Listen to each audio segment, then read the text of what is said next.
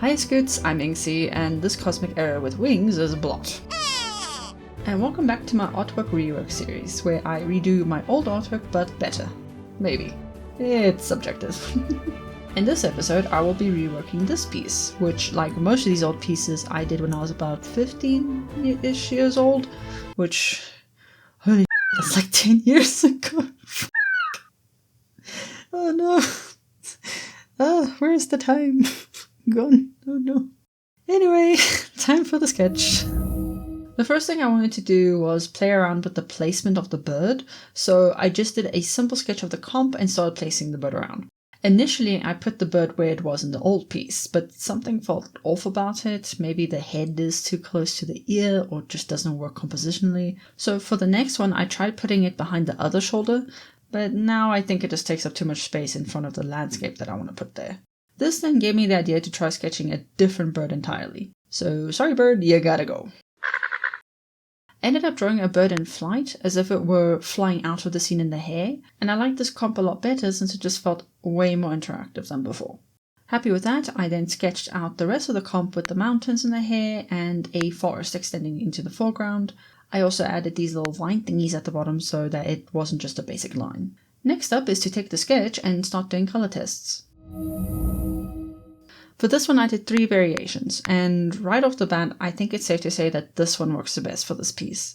To which you're probably wondering, why did you even bother with the other 2 color options if you were just going to go with a similar vibe as the original? Which is fair, but my logic is that even if you have an overall vibe that you're going for, it's always good to explore other ideas because sometimes you might come up with something that surprisingly works better or even inspires a new idea. For example, I really love this color palette. And even though I'm not going to be using it for this artwork, it gave me an idea for how I want to use it in a different piece. But for now, we're going with this color palette. Now it's time to do lighting and rendering tests. For this first one, I was attempting to create strong lighting on the face, but I think I went too far with the yellows in an attempt to match it with the background, and now it just looks incorrect. So for the second one, I tried a softer lighting setup, but I still wasn't feeling it.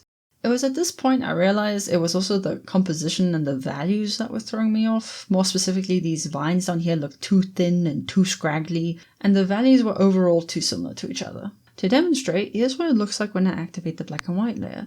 You can see a lot of the value getting lost in each other. For instance, the forest is getting lost here entirely, and overall there's no distinct contrast except for maybe the bird. And what I mean by that is when you squint, it's quite hard to make out what anything is. So for the third option, I adjusted the color of the bird and the face to be brighter and have more contrast. Now the bird is a lot more visible, and so is the forest. The face is kind of getting lost in the background now, but the reason I'm not too worried about that is because I'm going to be using atmospheric perspective to lighten up the mountains later, which will then create the contrast needed here by default. So I decided to move forward with this variation to continue with the rendering test, and once I'm happy with it, it's time to move on to cleanup. As usual for the cleanup, I separated the lines that I wanted to be in a different color. For this, I wanted the line work for the bird to be blue, the skin to be a reddish brown, and the mountains to be green. Then I add the flat colors, and then add the previously mentioned colors to the line work. After all that, it's time for the render. I color to the face, lighting and shading, the hair details, tiny birds, fix the ear, and done. I'm so glad I decided to change the bird to one that's flying rather than being stationary, and I'm also really happy with how the hair turned out, because I was initially worried that I wouldn't be able to make it look good with my new style, but I think it came out quite nicely. Finally, it's time to add this to the collection board and name it. My 15-year-old self called the original piece Arjuna, but I can't remember why. For context, when I did these pieces when I was younger, I would name them based on words that have pretty meanings that I found on Pinterest. And for some reason, I have 3 different boards for it. Damn, I was so disorganized, what the hell? I decided to scroll through my boards to see if I could find the word Arjuna saved here, but either I'm really bad at looking, or I saved it somewhere else, or maybe I didn't even save it, I don't know, because I could not find it for the life of me. So let's just Google what Arjuna means real quick. Arjuna meaning. Okay, so the AI overview says that Arjuna has varied meanings across cultures, primarily meaning acquisition, earning, or achievement in Sanskrit. Which, by the way, Sanskrit is, I think, quite an old or ancient language from India. I could be wrong, but I'm pretty sure that's the case. And it says like Arjuna is related to the hero Arjuna from the Mahabharata.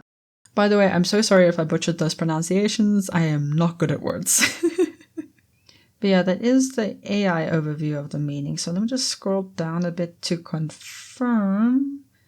Yeah, the results are basically saying the same thing. It's like acquisition, earning or achievement, heaven or paradise.